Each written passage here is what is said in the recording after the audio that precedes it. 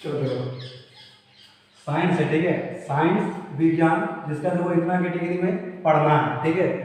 तो साइंस का अगर कैटेगरी करेंगे तो इसमें क्या क्या आएगा, तो सबसे पहले ये फिजिक्स में बटेगा, फिर केमिस्ट्री, फिर बायोलॉजी, फिर कंप्यूटर, फिर साइंस एंड टेक्नोलॉजी, फिर एग्रीकल्चर, ठीक है। इसी का हिंदी में क्या बोलेंगे, फिजिक्स का हिंदी क्या होता है, भौतिकी होता है, केमिस्ट्री का रसायन होता है, बायोलॉजी का जीव विज्ञान होता है, कंप्यूटर का कंप्यूटर ही होता है, और साइंस एंड टेक्नोलॉजी का क्या हो जाएगा, विज्ञान एवं प्रौद्योगिकी, और एग्रीकल्चर जो कि कृषि, इसको भी हम लोग विज्ञान के अंतर्गत ही पढ़ेंगे, ठीक है। तो उसमें जो आज शुरुआत करेंगे वो करेंगे केमिस्ट्री का, रसायन का, ठीक है। तो केमिस्ट्री जो है, अगर पूछेगा कि केमिस्ट्री जो शब्द है, ठीक, केमिस्ट्री शब्द ये किस शब्द से इसका उत्पत्ति हुआ है, केमिस्ट्री का मतलब रसायन का। तो केमिस्ट्री शब्द में देखिए एक वर्ड आ रहा है केमी, क्या आ रहा है, केमी आ रहा है, केमी आ रहा है कि नहीं। तो इस शब्द का उत्पत्ति जो है वो केमी नामक शब्द से हुआ है, किससे हुआ है, केमी नामक शब्द से हुआ है, जिसका अर्थ क्या होता है, काली रंग की मिट्टी, ठीक है। जो केमिस्ट्री है, केमिस्ट्री शब्द का उत्पत्ति अगर पूछेगा, केमिस्ट्री शब्द की उत्पत्ति कौन सा अर्थ, कौन सा शब्द से हुआ है, तो क्या हो जाएगा, केमी। और केमी का मतलब क्या होता है, तो काली रंग की मिट्टी। ये माना जाता है कि केमिस्ट्री जो है इसका जन्म जो है वो मिस्र देश में हुआ है। कहाँ पर हुआ है, मिस्र में हुआ है इसका जन्म, ठीक है। क्योंकि जो मिट्टी पाई गई थी, और ये जो मिट्टी का जो प्रकार है काले रंग का मिट्टी, जिसके बारे में तो ये केमी बता रहा है, ये कहाँ पर मिला था, मिस्र में। कहाँ पर, मिस्र में। इसीलिए रसायन विज्ञान का जन्मदाता हम लोग किसको मानते हैं, मिस्र को ही मानते हैं, ठीक है, मिस्र देश को मानते हैं। अब काले रंग का मिट्टी ही क्यों, इसीलिए क्यों माना गया है, ठीक है, क्योंकि उस जो काले रंग की मिट्टी होती है, उस मिट्टी में मतलब मिस्र वाला जो काले रंग का जो मिट्टी है, मिस्र में जो मिट्टी पाई जाती है, ऐसा माना जाता है कि उस मिट्टी में जोड़ने का गुण पाया जाता है, जोड़ने का गुण पाया जाता है। जोड़ने का मतलब क्या हो गया कि जैसे प्लास्टर ऑफ पेरिस जो है क्या करता है, टूटा फूटा हड्डियों को जोड़ने का काम करता है, उसी तरह काले रंग की मिट्टी भी क्या करती है, जो भी बर्तन वगैरह बनता है ना, उसको जोड़ने का काम करता है, ठीक है। तो इसीलिए काले रंग की मिट्टी है, इसका काम क्या है, तो जोड़ने वाला काम ये करता है, जिस तरह की प्लास्टर ऑफ पेरिस में किया जाता है। उतना हम लोग को नहीं जानना है, सीधे समझना है कि शब्द की उत्पत्ति किससे हुआ है, केमी से हुआ है, ठीक है। और जिसका अर्थ क्या होता है, काले रंग की मिट्टी। अगर पूछेगा इसका उत्पत्ति कौन सा देश में हुआ तो क्या बोलेंगे, इसका आंसर मिस्र, क्या हो जाएगा, मिस्र, ठीक है। अब आते हैं थोड़ा सा आगे, रसायन शास्त्र जो है, रसायन शास्त्र के पिता या फिर जनक किसे कहा जाता है, रसायन शास्त्र के पिता या फिर जनक कहा जाता है एंटो लेवलियर को। किसको कहा जाता है, एंटो लेवलियर को रसायन शास्त्र का पिता या फिर जनक माना जाता है या फिर कहा जाता है, ठीक है। अब देखो, किसी को पिता कहने के पीछे कुछ न कुछ कारण होता है या फिर रीजन होता है। हम लोग ऐसे ही और भी तो केमिस्ट्री के, जैसे कि जॉन डाल्टन हो गए, उसके बाद जेम्स चैडविक हो गए, गोल्डस्टीन वगैरह हो गए, उन लोगों को हम लोग केमिस्ट्री का फादर नहीं माना, हम लोग किसको माने, तो एंटो लेवोइयर को माने। क्यों माने, इसके पीछे भी कारण है, ठीक है। क्या क्या कारण है, सबसे पहले एंटो लेवोइयर ने क्या किया, हाइड्रोजन जो है, हाइड्रोजन एक तत्व है, ठीक है, हाइड्रोजन क्या है, तत्व है, जिसका नामकरण किया, ठीक है। हाइड्रोजन का नामकरण कौन किया, एंटो लेवोइयर ने। लेकिन अगर पूछेगा कि हाइड्रोजन का खोज कौन किया, ठीक है, नाम दिया है कौन, हाइड्रोजन, और खोज कौन किया है, हेनरी कैवेंडिश। खोज कौन किया, हेनरी कैवेंडिश, ठीक है। हाइड्रोजन का खोज कौन किया है, हेनरी कैवेंडिश ने, जबकि नाम कौन दिया है, नाम कौन दिया है, एंटो लेवोइयर ने। ठीक उसी प्रकार जो ऑक्सीजन है, ठीक है, ऑक्सीजन का नामकरण कौन किया है, एंटो लेवोइयर ने। लेकिन अगर पूछा जाएगा कि ऑक्सीजन का खोज कौन किया, ऑक्सीजन का खोज किया है सीले एवं प्रिस्टले। कौन किया, सीले एवं प्रिस्टले ने, ठीक है। तो हाइड्रोजन का नामकरण कौन किया है, एंटो लेवोइयर। ऑक्सीजन का नामकरण कौन किया, एंटो लेवोइयर। लेकिन अगर पूछेगा कि हाइड्रोजन का खोज कौन किया, तो क्या हो जाएगा, हेनरी कैवेंडिश। हाइड्रोजन का खोज क्या हो जाएगा, हेनरी कैवेंडिश। लेकिन हाइड्रोजन का नामकरण अगर पूछेगा तो एंटो लेवोइयर। ठीक उसी प्रकार ऑक्सीजन का अगर बारे में देखेंगे तो ऑक्सीजन का खोज किया है कौन, सीले एवं प्रिस्टले। ऑक्सीजन का खोज कौन किया है, सीले एवं प्रिस्टले। लेकिन ऑक्सीजन नाम कौन दिया है, एंटो लेवोइयर। उसके बाद एंटो लेवोइयर ने दो सिद्धांत भी दिया है, जिसमें से एक सिद्धांत है ज्वलन सिद्धांत। ज्वलन सिद्धांत का मतलब क्या होता है कि किसी भी चीज को जलने के लिए ऑक्सीजन का होना जरूरी है, ठीक है। अगर कोई चीज अगर जल रहा है तो उसमें ऑक्सीजन की मात्रा है उसमें, ठीक है, तभी वो चीज जल रहा है, ठीक है। और अगर कोई चीज जल रहा है, ज्वलन सिद्धांत में क्या बताया इन्होंने कि कोई भी चीज ऑक्सीजन की उपस्थिति में ही जलता है। कोई भी जो वस्तु है वो किसकी उपस्थिति में जलेगा, ऑक्सीजन की उपस्थिति में ही जलेगा। और जैसे ही कोई चीज जलता है उसके साथ साथ दो चीज निकलता है, एक तो प्रकाश निकलेगी, दूसरा क्या मिलता है, उष्मा मिलता है, ठीक है, प्रकाश और उष्मा। यही था ज्वलन सिद्धांत, जिसको कौन दिया था, एंटो लेवोजियर ने। उसके बाद और एक सिद्धांत दिया था द्रव्यमान संरक्षण का सिद्धांत भी कौन दिया था, एंटो लेवोजियर ने, ठीक है। द्रव्यमान संरक्षण का सिद्धांत भी कौन दिया था, एंटो लेवोजियर। तो सबसे पहले एंटो लेवोजियर ने क्या किया था, तो हाइड्रोजन का नाम लिया, लेकिन खोज कौन किया, हेनरी कैवेंडिश। उसी प्रकार ऑक्सीजन का नाम कौन दिया, एंटो लेवोजियर। खोज कौन किया, सीले एवं प्रिस्टले। ज्वलन सिद्धांत भी कौन दिया था, एंटो लेवोजियर। और ज्वलन सिद्धांत क्या होता है कि ज्वलन सिद्धांत में बताया गया था कि कोई भी चीज को जलने के लिए ऑक्सीजन का होना बहुत ही जरूरी है। और अगर कोई चीज जल रहा है तो उसके साथ दो चीज निकलता है, प्रकाश, पहला क्या, प्रकाश, दूसरा क्या, उष्मा। उसके बाद द्रव्यमान संरक्षण का सिद्धांत भी दिया एंटो लेवोजियर ने। और एंटो लेवोजियर के द्वारा एक किताब भी लिखा गया है, ठीक है। एंटो लेवोजियर ने एक किताब भी लिखा है, जिस किताब का नाम क्या है, द एलिमेंट ऑफ केमिस्ट्री। किताब का नाम क्या है, द एलिमेंट ऑफ केमिस्ट्री। तो थोड़ा सा रिवीजन कर देते हैं, केमिस्ट्री, ठीक है। केमिस्ट्री जो शब्द है वो किससे आया, केमी, क्या है, किससे आया, केमी। कभी कभी ये चीज क्या लिखा हुआ है, केमिया, क्या लिखा हुआ है, केमिया या फिर कीमिया, ये चीज है। कभी कभी ये भी लिखा हुआ रहता है, ठीक है। अगर पूछेगा कि रसायन शास्त्र का या फिर केमिस्ट्री का जन्म कौन सा देश में हुआ है, तो उसका आंसर क्या हो जाएगा, मिस्र। क्या हो जाएगा उसका, मिस्र, ठीक है। शब्द का उत्पत्ति वही वाला, केमिस्ट्री शब्द की उत्पत्ति किससे हुआ है, केमी, ठीक है। केमी का अर्थ क्या होता है, काले रंग की मिट्टी। और इसका काम क्या है, ये टूटे फूटे चीज को जोड़ने का काम करता है, ठीक है। रसायन शास्त्र के पिता या जनक के बारे में अगर देखेंगे तो रसायन शास्त्र का पिता कौन है, एंटो लेवोजियर। रसायन शास्त्र का पिता कौन हो जाएगा, एंटो लेवोजियर। क्यों इसको पिता बोले, इसके पीछे भी रीजन है। क्या क्या रीजन है, सबसे पहला रीजन है कि हाइड्रोजन का नामकरण किया एंटो लेवोजियर ने, ऑक्सीजन का भी नामकरण किया एंटो लेवोजियर ने, ज्वलन सिद्धांत भी कौन दिया, एंटो लेवोजियर ने, और द्रव्यमान संरक्षण का नियम भी कौन दिया, एंटो लेवोजियर ने। और ये सब सिद्धांत देने के साथ साथ एक किताब भी लिखा, जिस किताब का नाम क्या है, the element of chemistry. The element of chemistry.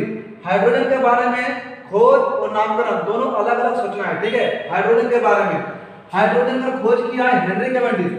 Hydrogen का खोज कौन किया, हेनरी कैवेंडिश, लेकिन नामकरण कौन किया है, एंटो लेवोजियर ने। और ऑक्सीजन का खोज किया है सीले एवं प्रिस्टले, ये नामकरण कौन किया है, एंटो लेवोजियर। उसका ज्वलन सिद्धांत भी दिया, जिसमें क्या बताया गया कि किसी भी चीज को जलने के लिए ऑक्सीजन का होना अनिवार्य है। और अगर कोई चीज जल रहा है तो उसके साथ दो चीज जरूर निकलेगा, पहला क्या, प्रकाश, दूसरा क्या, उष्मा। उसके बाद द्रव्यमान संरक्षण का नियम भी दिया और उन्होंने एक किताब भी लिखा जिसका नाम क्या था, द एलिमेंट ऑफ केमिस्ट्री, ठीक है। तो ये था केमिस्ट्री का कुछ इंट्रोडक्शन, ठीक है। अब हम लोग केमिस्ट्री का ब्रांच के बारे में पढ़ते हैं कि केमिस्ट्री को हम लोग कितना ब्रांच में पढ़ेंगे। चलो अब उसका आगे से देखते हैं, ठीक है। केमिस्ट्री का कुछ हम लोग ब्रांच देखेंगे कि कितने ब्रांच में इस केमिस्ट्री को हमको पढ़ना है, ठीक है। तो केमिस्ट्री को टोटल 3 ब्रांच में हम लोग डिवाइड किए। सबसे पहला ब्रांच का नाम क्या है, फिजिकल केमिस्ट्री। क्या नाम है, फिजिकल केमिस्ट्री, जिसको हम लोग बोलेंगे भौतिक रसायन। दूसरा क्या है, ऑर्गेनिक केमिस्ट्री। क्या है, ऑर्गेनिक केमिस्ट्री, जिसको हम बोलेंगे कार्बनिक रसायन। तीसरा क्या है, इनऑर्गेनिक केमिस्ट्री, जिसका मतलब क्या होता है, अकार्बनिक रसायन, ठीक है। तो 3 ब्रांच में ही तोड़े हैं केमिस्ट्री को। पहला हो गया फिजिकल केमिस्ट्री, दूसरा हो गया ऑर्गेनिक केमिस्ट्री, तीसरा क्या हो गया, इनऑर्गेनिक केमिस्ट्री। अब फिजिकल केमिस्ट्री में किसको देखेंगे, तो फिजिकल केमिस्ट्री में क्या करेंगे, किसी भी वस्तु का, किसी भी वस्तु का, ठीक है, वस्तु का संरचना किस प्रकार की है, वस्तु का संरचना कैसा है, वो किस किस चीज से मिलके बना है, संघटक क्या क्या है, उसमें क्या क्या गुणधर्म है, ठीक है, उसमें क्या क्या गुणधर्म है, और वो चीज, वह वस्तु अगर किस किस चीज से मिलकर क्या क्या विक्रिया कर सकती है। तो भौतिक रसायन में क्या क्या पढ़ेंगे, वस्तु की संरचना किस प्रकार की है, वस्तु किस किस वस्तु से मिलकर बना है, किस किस चीज से मिलकर बना है, और उसका संघटक के बारे में जानेंगे। वस्तु का क्या क्या गुणधर्म है और वस्तु किस किस वस्तु से विक्रिया करके क्या क्या रिएक्शन कर सकती है। मतलब वस्तु का संरचना, संघटक, अभिक्रिया, गुणधर्म, इस सब के बारे में हम लोग किसमें पढ़ते हैं? फिजिकल केमिस्ट्री में, भौतिक रसायन में। ठीक है, वस्तुओं की संरचना हो गया, संघटक हो गया, अभिक्रिया हो गया, या फिर उसका गुणधर्म हो गया, फिजिकल प्रॉपर्टी या फिर उसका केमिकल प्रॉपर्टीज, जितना भी प्रॉपर्टीज है या फिर गुणधर्म है उसके बारे में भौतिक रसायन में हम लोग अध्ययन करते हैं। ठीक है, दूसरा क्या है? कार्बनिक रसायन, कार्बनिक रसायन। ठीक है, यहाँ पर एक वर्ड आ रहा है कार्बन, क्या आ रहा है? कार्बन। कार्बनिक रसायन में क्या वर्ड आ रहा है? कार्बन। ठीक है, उसका मतलब क्या होता है कि जिसमें हाइड्रोजन में कार्बन हो, ऐसा वस्तु जिसमें हाइड्रोजन में क्या हो? कार्बन हो, उसे हम लोग पढ़ेंगे कार्बनिक रसायन में। मतलब कार्बन का होना तो अनिवार्य है, कार्बन का होना अनिवार्य है। मतलब ऐसा वस्तु जिसमें कार्बन की मात्रा हो उसे बोलेंगे कार्बनिक, और ऐसा वस्तु जिसमें कार्बन की मात्रा ना हो उसको बोलेंगे क्या? बोलेंगे अकार्बनिक। क्या बोलेंगे? अकार्बनिक। जिसमें कार्बन होगा कार्बनिक कहलाएगा, जिसमें कार्बन नहीं होगा अकार्बनिक कहलाएगा। देखो, हाइड्रोजन में कार्बन उपस्थित होना जरूरी है, लेकिन इसमें कार्बन का होना जरूरी नहीं है, लेकिन इसमें जरूरी है। ठीक है, एग्जाम्पल अगर देखेंगे तो CO2 हो जाएगा, CO2। इसका एग्जाम्पल अगर देखेंगे H2O हो गया। क्या यहाँ पर कहीं भी कार्बन है? कार्बन तो कहीं नहीं है, मतलब ये किसका सूत्र है? जल का। ठीक है, H2O के बारे में किसमें पढ़ेंगे? इनऑर्गेनिक केमिस्ट्री में। जबकि यहाँ पर तो कार्बन आ गया, C आया कि नहीं? कार्बन आ गया, इसके बारे में कहाँ पढ़ेंगे? ऑर्गेनिक में। जैसे CH4, तो ये क्या है? मीथेन। अब CH4 इसको भी हम लोग कहाँ पढ़ेंगे? ऑर्गेनिक केमिस्ट्री में।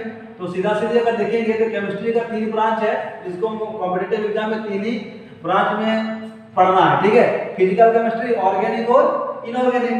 भौतिक रसायन में क्या बोले कि वस्तु का संरचना, अभिक्रिया, गुणधर्म, संघटक के बारे में पढ़ना है। कार्बनिक रसायन में कौन आएगा? जिसमें कार्बन की मात्रा होगा वो हो जाएगा कार्बनिक, और जिसमें कार्बन की मात्रा नहीं होगा वो क्या हो जाएगा? अकार्बनिक। ठीक है, जैसे एग्जांपल दिखा देंगे, H2O हो गया, CH4 हो गया, CO2 हो गया। ठीक है, ये सब किस में आएगा? ऑर्गेनिक और इनऑर्गेनिक में। अब हम लोग क्या करेंगे? केमिस्ट्री का जो भी सिलेबस आप एग्जाम में पूछता है, ठीक है, कॉम्पिटिटिव एग्जाम में जो भी सिलेबस है केमिस्ट्री का, ठीक है, उतना तो नहीं पूछेगा। 11 12 में जो एक भास्ट हम लोग को पढ़ना है उतना तो नहीं पढ़ना है। इसमें हम लोग कुछ चुनिंदा जो मतलब कि टॉपिक है उसी के बारे में हम लोग को पढ़ना है। ठीक है, तो वो इसमें आप सिलेबस जो भी है केमिस्ट्री का उसको यहाँ पर लिख देते हैं, और उसी के हिसाब से क्या होगा हम लोग का पूरा जो मतलब सीरीज है केमिस्ट्री का वो चलेगा। अब क्या करें? केमिस्ट्री का जो भी सिलेबस है उसको लिख देते हैं। ठीक है, इसको उतार लो। ठीक, देखो केमिस्ट्री का इंट्रोडक्शन हो गया, केमिस्ट्री का ब्रांच हो गया। अब केमिस्ट्री में हम लोग को कॉम्पिटिटिव एग्जाम में पढ़ना क्या क्या है वो देखो। ठीक है, तो केमिस्ट्री का सिलेबस यहाँ पर लिखे हैं, तो इसमें सबसे पहला जो सिलेबस में पढ़ना है वो क्या है? Chemical compound. ठीक है, जिसको रासायनिक यौगिक बोलेंगे। केमिकल कंपाउंड के अंतर्गत हम लोग पढ़ेंगे एसिड, बेस, सॉल्ट, मतलब अम्ल, क्षारक और लवण को, पीएच स्केल, पीएच वैल्यू, वो सारा जो मापक्रम है वो हम लोग किसमें पढ़ेंगे? केमिकल कंपाउंड के अंतर्गत। ठीक है, उसके बाद दूसरा जो है मेटल्स एंड नॉन मेटल्स, जिसमें हम लोग पढ़ेंगे धातु और अधातु, उसके बारे में पढ़ेंगे, मेटल और नॉन मेटल। इसी में हम लोग क्या पढ़ेंगे? उप धातु के बारे में भी पढ़ना है, अयस्क के बारे में भी पढ़ना है, और मिश्र धातु। तो मेटल्स एंड नॉन मेटल्स के अंतर्गत मेटल और नॉन मेटल तो पढ़ेंगे, जानेंगे कि मेटल क्या होता है, नॉन मेटल क्या होता है, मेटलॉइड क्या होता है, और क्या होता है, और एलॉय क्या होता है। ठीक है, और थर्ड नंबर चैप्टर जो है वो क्या है? कार्बन एंड इट्स कंपाउंड, मतलब कार्बन एवं इसके यौगिक। ठीक है, चौथा नंबर क्या है? तो पॉलीमर। चौथा क्या है? पॉलीमर बहुला। ठीक है, पॉलीमर में हम लोग को पढ़ना है। पॉलीमर के बाद हम लोग जैसे ईंधन हो गया, पॉलीमर है। पॉलीमर के बाद फिफ्थ चैप्टर में क्या है? ईंधन। क्या है? ईंधन, फ्यूल के बारे में भी पढ़ना है। उसके बाद एटॉमिक स्ट्रक्चर, ठीक है, प्रोटॉन, न्यूट्रॉन, इलेक्ट्रॉन जो भी है उसके बारे में हम लोग पढ़ेंगे, नाभिक के बारे में पढ़ेंगे। सब किसमें पढ़ना है? एटॉमिक स्ट्रक्चर में, मतलब परमाणु संरचना के अंतर्गत पढ़ेंगे। उसके बाद सोप एंड डिटर्जेंट, साबुन एवं अपमार्जक, साबुन से झाग निकलता है, वो झाग क्यों निकलता है, ठीक है, उसके बारे में हम लोग पढ़ेंगे सोप एवं डिटर्जेंट में। ठीक, उसके बाद रेडियो एक्टिविटी जो है, रेडियो एक्टिविटी मतलब रेडियो सक्रियता, ठीक है, कुछ कुछ ऐसे भी तत्व है जैसे बहुत सारे किरणें निकलती है, अल्फा किरण, गामा किरण, ठीक है, वो सब किरणें निकलती है, गामा, अल्फा, डेल्टा किरण निकलती है, वो रेडियो एक्टिविटी के अंतर्गत पढ़ेंगे। ठीक है, और इसी के अंतर्गत हम लोग क्या पढ़ेंगे? नाभिक की विखंडन या फिर नाभिक की संलयन, ठीक है, वो इसी में पढ़ना है। केमिकल रिएक्शन, रासायनिक अभिक्रिया, जैसे कि रासायनिक अभिक्रिया के अंतर्गत हम लोग क्या क्या पढ़ेंगे, इसमें पढ़ेंगे द्विविस्थापन अभिक्रिया, विस्थापन अभिक्रिया, अपचयन अभिक्रिया, उपचयन अभिक्रिया, सारा किसमें पढ़ना है, केमिकल रिएक्शन में। उसके बाद वाला जो चैप्टर वो क्या, सॉल्यूशन, मतलब विलयन के बारे में पढ़ेंगे, मतलब निलंबन हो गया, क्लोराइड हो गया, ये सब इसी के बारे में हम लोग पढ़ेंगे। मेटल एवं सब्सटेंस मतलब पदार्थ, मेटल एवं सब्सटेंस जिसको हम लोग क्या बोलते हैं, पदार्थ, ठीक है। उसको पीरियोडिक टेबल, आवर्त सारणी, पीरियोडिक टेबल आवर्त सारणी में हम लोग पढ़ेंगे। उसके बाद है मानव निर्मित रासायनिक पदार्थ, मतलब ह्यूमन ने भी कुछ कुछ पदार्थ बनाया, जैसे उर्वरक हो गया, ठीक है, फर्टिलाइजर हो गया, ठीक है, और यूरिया हो गया, ये सब के बारे में मतलब पढ़ेंगे, मानव निर्मित क्या क्या बनाया है, ठीक है, मैन मेड केमिकल सब्सटेंस। उसके बाद कुछ कुछ गैस का नियम दिया गया, उसके बारे में पढ़ेंगे, किरचॉफ का लॉ पढ़ेंगे, ठीक है, वो सब किसमें पढ़ेंगे, गैसीय नियम में पढ़ेंगे। विविध और भी जो छोटा मोटा चैप्टर है उसको में प्लास्टिक हो गया, ये सब के बारे में किसमें पढ़ेंगे, विविध में हम लोग इसको कंप्लीट कर लेंगे। सीमेंट हो गया, ठीक है। तो अगर देखेंगे तो केमिस्ट्री का सिलेबस में इतना ही कुछ आता है, जैसे केमिकल कंपाउंड हो गया, मेटल एंड नॉन मेटल हो गया, कार्बन एंड इट्स कंपाउंड हो गया, ठीक है, पॉलीमर हो गया, fuel, atomic structure, soap and detergent, radio activity, chemical reaction, solution, metal और सब्सटेंस, पीरियोडिक टेबल और man made chemical substance, JSA law and miscellaneous कुछ कुछ है। इसमें कल जो हम लोग टॉपिक स्टार्टिंग करेंगे वो स्टार्टिंग क्या करेंगे, मेटल या सब्सटेंस, ठीक है, इस चैप्टर का शुरुआत करेंगे, ठीक है। कंप्लीट सारा ही होगा लेकिन शुरुआत कहां से करेंगे, मेटल और सब्सटेंस से, ठीक है। यहां से हम लोग शुरुआत इसका कर देंगे, मेटल और सब्सटेंस, ठीक है। इसको आप लोग उतार के रख लीजिएगा, सारा टॉपिक को कंप्लीट कराया जाएगा, ठीक। तो मेटल और सब्सटेंस का ये सीरीज आगे बढ़ेगा।